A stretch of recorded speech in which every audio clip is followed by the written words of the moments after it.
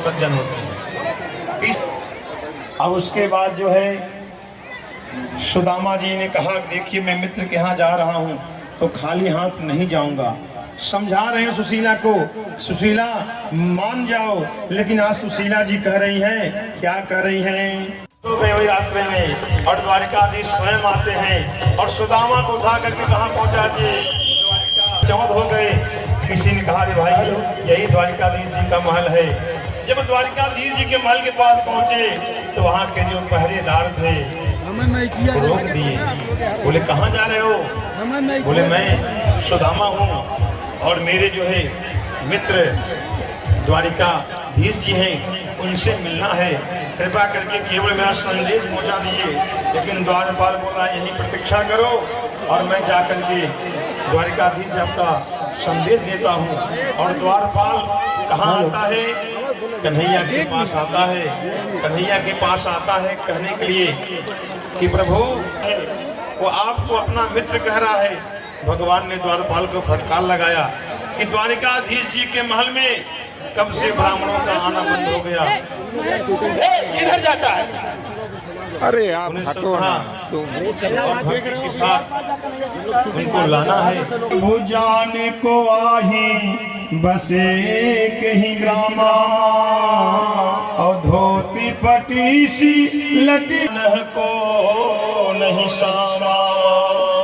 द्वारी खड़े द्विज दुर्बल रहो जग सो वसुधा सुदामा सामने हुए कन्हैया दौड़ते हुए जाते हैं और सुदामा को गले लग जाते हैं। प्रेम के साथ भाव के साथ उठ कर के गाए, सुदामा को गले लगाए। आज यार आ गई,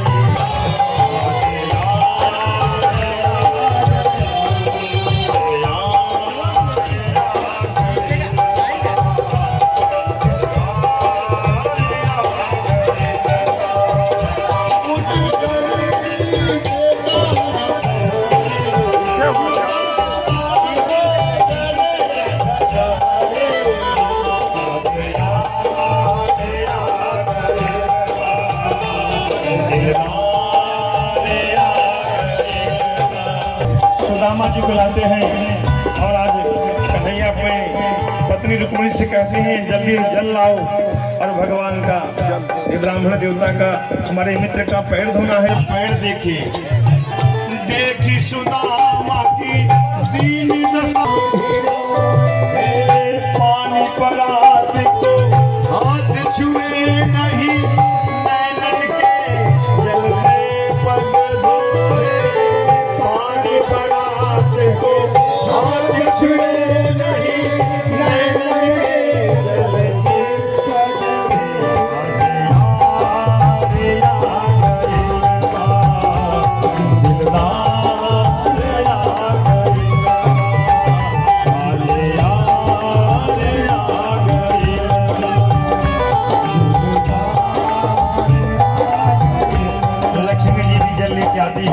और सुदामा का द्वारिकाधीश लक्ष्मी सब लोग पैर धो रही। लेकिन लक्ष्मी जब देखा हमारे त्रिलोकीनाथ एक ब्राह्मण का पैर धो रहे हैं, तब सुदामा को देखे द्वारिकाधीश और रुक्मिणी के सामने, सुदामा के सामने द्वारिकाधीश क्या कर रहे हैं। विप्र प्रसादात धरणी धरोहं, विप्र प्रसादात अजिताजितो हम, विप्र प्रसादात कमलावरोहं, विप्र प्रसादात मम नाम राजा। जो कुछ मैं हूँ आज ब्राह्मणों के ही चुरा रहे हो। वो चावल को द्वारिकाधीश ले लिए और एक मुट्ठी चावल खाए, एक लोग दिए और तीसरे मुट्ठी जब चावल खाना शुरू किए, रुक्मिणी ने हाथ पकड़ ली और कहती प्रभु जी ये सब कच्चे चावल आप खाओगे तो कैसे चलेगा, हम लोग भी खाएंगे। मानो रुक्मिणी ये कह रही है कि प्रसाद जो आया हुआ है हम लोग भी ग्रहण करेंगे, आप अकेले क्यों ग्रहण करेंगे। और आज जो है सुदामा रात्रि भर रुके, समय थोड़ा कम है, आपको फटाफट कथा बता दे रहा हूँ। सुदामा रात्रि भर रुके और लेकिन कुछ मांगे नहीं, और जब सुबह चलना शुरू किए द्वारिकाधीश सोचे कि सुदामा कुछ मांगेगा, लेकिन कुछ भी नहीं मांगे। तब सुदामा से द्वारिकाधीश कहते हैं भाभी का कुछ संदेश है। तब सुदामा ने कहा कि भाभी जी का एक संदेश है। कहें क्या बताइए। तब सुदामा जी कह रहे हैं कि एक मास दोई पाख में दो एकादशी हो, तो प्रभु दीन दयाल ने नित प्रतिदिन हो, लेकिन अब ना ऐसी हो, और भाभी तेरे भवन में अब नित्य द्वादशी हो। भाभी तेरे भवन में अब नित्य द्वादशी हो। भगवान ने संपूर्ण दे दिया। आगे कथा अब भगवान लीला समाप्त कर चुके हैं। अपने बच्चों को ज्ञान देने के बेटा कभी संतों का ऋषियों का अपमान मत करना। लेकिन कन्हैया के जो बच्चे थे, एक उनका एक श्याम था, श्याम बड़ा सुंदर था।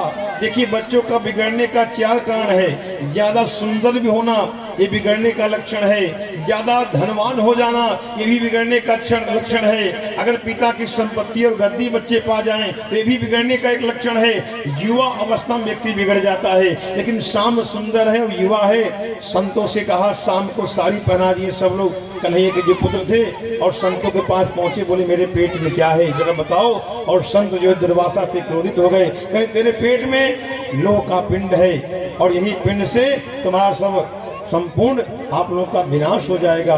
चिंता में पड़ गए। लोह पिंड था, उसको घिस करके जल में फेंक दिए। और भागवत में बताया गया है वही लोह पिंड जो है एरका नामक घास हुआ, और सब लोग आपस में जितने यदुवंशी लोग थे उसी घास से टकरा करके मर जाते हैं। वो एक लोह का जो छोटा सा टुकड़ा था वो मछली के मुख में गया था, और वही मछली के मुख में जो लोह का टुकड़ा गया तो उसका एक बाण बना। एक बहेलिया के माध्यम से भगवान की कृपा ही थी कि भगवान कन्हैया के चरणों में लग गया। अब उसके बाद कन्हैया देखे कि जो बाण लगा हुआ है, बहेलिया व्याकुल हो गया। बोले चिंता मत करो, ये बहेलिया कोई और नहीं, ये भगवान की कृपा से आया है। और भगवान ने अपनी लीला किए और गोलोक धाम को गए, और शेषावतार बलराम जी शेषावतार को बन गए। बोलिए भागवत भगवान की। उसके बाद परीक्षित जी से सुखदेव जी कहते हैं कि आपको कुछ और कथा सुननी है। बोले महाराज मैं तो आत्मा हूँ, आत्मा